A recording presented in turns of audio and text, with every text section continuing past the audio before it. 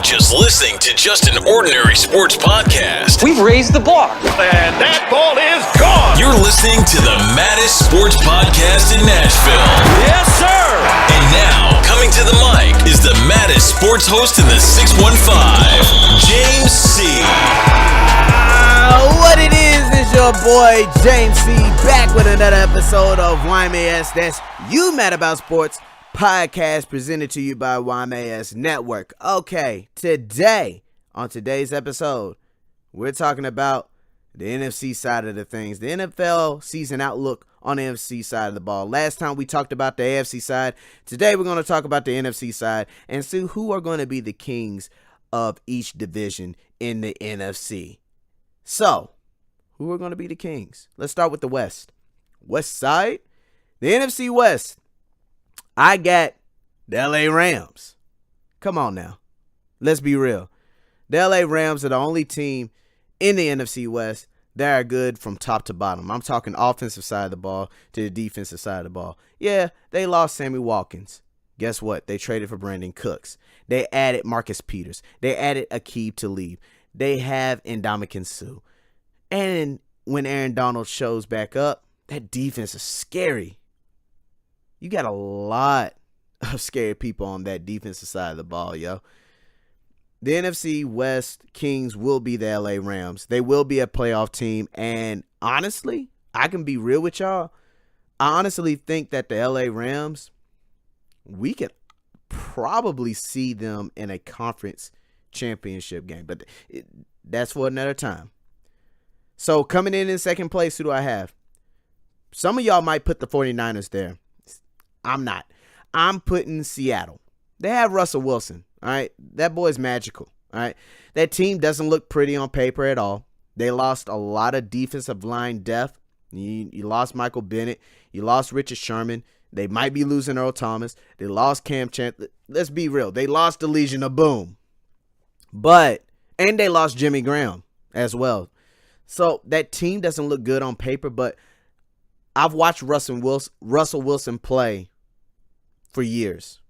And I think he's just going to help that team stay steady and be in second place. But no stretch of the imagination, Seattle is no longer the Seattle team that we once thought of. That era of Seattle, it's over with. And we don't know when that era is going to ever come back into form. LOB, Legion of Boom, it's over with. So, Seattle, I have you at second place, but really and truly, y'all could easily be the bottom feeders of this division. But I have you at second place. San Francisco coming in at number 3. You know, my thing is I need to see Jimmy Garoppolo play. That's the bottom line. I think offensively they look good, defensively they look good, but I just need to see him play. I mean, they won his 5 games that he started last year. So, hey, I just need to see this guy play a full-fledged season. Not, coming in off the bench and teams don't know what his strengths and weaknesses are.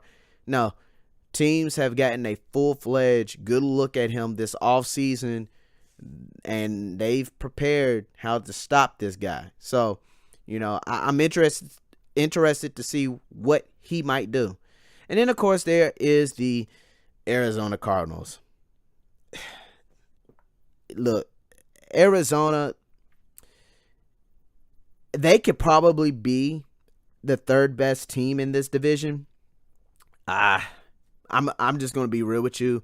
I just think they're the bottom feeders of this division. But who knows? They could shock some people. So, LA Rams, number 1, Seattle, number 2, San Francisco, number 3, and Arizona, number 4. Moving on to the NFC East. Now, this division is probably the best in the NFC. Philly coming in at number 1. I have to get the Super Bowl champions the number 1 spot, right? Yeah. Philly at number 1. I know Nick Foles hasn't looked good this preseason, but it's preseason, people. Let's be real. It's preseason. All right. Carson Wentz is going to eventually come back in. Can he return to form? We'll see. But that defense, that's one of the reasons why I gave them the number 1 spot. Philly's defense is scary. That defensive line rotation that they have is scary. And when you have depth at the defensive line, that makes your cornerbacks look good. That makes your linebackers look good. That makes your safeties look good. And Jim Schwartz, hey, he's one of the best defensive coordinators in the game. That's why Philly, I have them at number 1, based upon their defensive line. Not just because of what they have offensively. They have a lot of weapons offensively, but that defense is really, really good. I have the New York Giants coming in at number 2. Giants over the Cowboys? Yes, the New York Giants. I like the way they rebuilt the offensive line. They went and they drafted Saquon Barkley. They re-signed Odell Beckham. Not re-signed. They extended Odell Beckham. And everybody's happy, okay? And I think last year there was just a lot of distractions. Offensive line was terrible. There was just a lot of distractions. I think this team is focused this season. They could easily probably win the NFC East if Philly offensively just doesn't produce. But the Giants, I got them coming in at number 2. Another thing, their defense isn't nothing to look past. They have a really nice defense in New York. So the Giants coming in at number 2. Dallas coming in at number 3. Washington coming in at number 4. The reason why I have Dallas in at number 3 is, can Dak return to his rookie performance? How will Zeke perform this year? That defense, how will they perform this year? There's question marks with Dallas. But if they can establish the run, again, question mark with the offensive line, but if they can establish the run like they did 2 seasons ago, then Dallas will be up there with the Eagles and with the Giants as who can own the NFCs. And in Washington, look, I think this is a middle-of-the-pack team for the rest of the league. There's nothing really that stands out about Washington. Yes, they have Alex Smith, but he's coming into a new system. He's an older quarterback, and, we already know the spiel on Alex Smith. He's a game manager, all that other kind of stuff. Look, here's the thing. Washington, they don't have anything for me to look excited for. I'm not excited about their defense. I'm not excited about their offense. They lost Darius Guice, who I thought really would have been a nice help for them to establish the run and keep them in a lot of games. They do have Adrian Peterson. Now, the way he looked his first preseason game that he played, if that line can open up some holes and he can stay healthy, they can establish the run. They can stay in some games. But I think they are the weakest link in this division. That's why I have them last in the division. So, Eagles at number 1, Giants at number 2, Dallas at number 3, and Washington at number 4. NFC North. Most of y'all are going to have the Minnesota Vikings. Me, I'm going with that bad man in Green Bay. Aaron Rodgers and the Green Bay Packers. Listen, when Aaron Rodgers is your quarterback, you have to put them at number 1. I'm sorry. Now, last year they had some issues, but I'm going to be real with you. I think Aaron Rodgers, now he's got his contract. I think they're going to be straight. So I got Aaron Rodgers. I got the Green Bay Packers in at number 1. Minnesota, though, hey, I still mess with you. Minnesota, I got you coming in at number 2. Now, I think those two are going to battle for the top spot in the NFC North. But I have Green Bay because they got that bad man, Aaron Rodgers. Detroit, you're in at number 3. And Chicago, you're in at number 4. Look, Chicago, they're a team on the rise, but I don't think they can do it this year. The teams that are in the NFC North are way better right now than the Chicago Bears are. But I think the Chicago Bears are trending north. And I think eventually, depending on the play of Mitchell Trubisky, I think eventually we can probably in another year or so, we could probably sit here and say, you know what? Chicago might make people change their minds about who may be the king in NFC North. I don't think they can do it this year, though. So Green Bay in at number 1, Minnesota in at number 2, Detroit in at number 3, and Chicago, Chi-Town, the Windy City, in at number 4 as far as the NFC North. Now, last but not least, the NFC South, the dirty. I have the Dirty Birds themselves, the Atlanta Falcons, coming in number 1 in the NFC South. Listen, this team was this close to being in the Super Bowl last year. Okay? They were this close. if Julio Jones and Matt Ryan can have a connection in the end zone, or in the red zone for that matter, if they can just score more touchdowns with one another, this team will make it to the NFC Conference Championship game. I really like the Falcons. I like them offensively, mostly. But their defense is nothing to slouch. They really have a nice defense. They got a nice defensive rotation on the defensive line. I like their secondary. I think the Falcons are a really steady, solid team. A team that, you really don't think of being a really good team. But I'm telling you, I really do like the Atlanta Falcons. And that's why I have them number 1.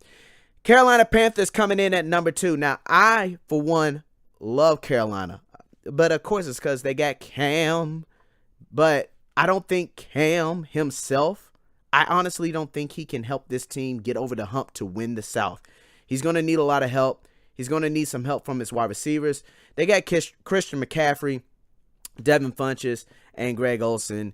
They're dealing with a new offensive system this year. The defense is still steady, though. But I just don't think this team is good enough to win the NFC South this year. The New Orleans Saints, another one of those teams where you really don't think about them. They're kind of like the Atlanta Falcons. You really don't think about them being that good, but they still have Drew Brees, and they still have offensive weapons. They got Alvin Kamara. They got Ingram back there running the ball for them. So, listen, this team, I think they're a middle-of-the-pack team in the South, but don't be surprised to see them jump over Carolina as number 2. But for me right now, just looking at it, I think Carolina is a little bit more talented to be in second place. But I wouldn't put it past the New Orleans Saints to be there at number 2, or let alone number 1 at the end of the day. Tampa Bay is a hot mess. This Jameis Winston situation, he's going to be out for the first 3 games. Listen, they're probably going to go 0-3, all right, those first 3 games. Tampa is just not good enough right now to compete in the NFC South like the other 3 are. They're just not good enough right now. They don't have the playmakers offensively. And this is a year where we need to look at Jameis Winston and see, is he the guy to lift Tampa into those top-ranking teams, not just in the NFC, but in the NFL, period. This is his year. He was drafted number 1 overall a few years ago. We need to see him start being consistent. Now, people are saying the same thing about Marcus, but there's one thing different between the two. Marcus has won a playoff game. Marcus has been into the playoffs. Marcus has helped his team get to the playoffs. Jameis Winston has not. So, will Jameis Winston get this team over the hurdle? I don't know. That's the question. NFC South, Atlanta coming in number 1. Carolina coming in at number 2. New Orleans coming in at number 3. And the Tampa Bay Buccaneers coming in at number 4. All right? Now, if you disagree with what I stated, that's okay. I want to hear from you. So hit me up. Follow me on Twitter at JCottonSports52. Follow the network at YMAS Network on Twitter. You can subscribe to the podcast on iTunes, on SoundCloud, on YouTube. All right? No excuses. No excuses. All right? So on the next episode, we'll talk about the playoffs and who will be crowned champion at the end of the season. So that's the end of the show. You're listening to YMAS, that's You Mad About Sports podcast. I'm James C. I'm out of here. Holla at your boy.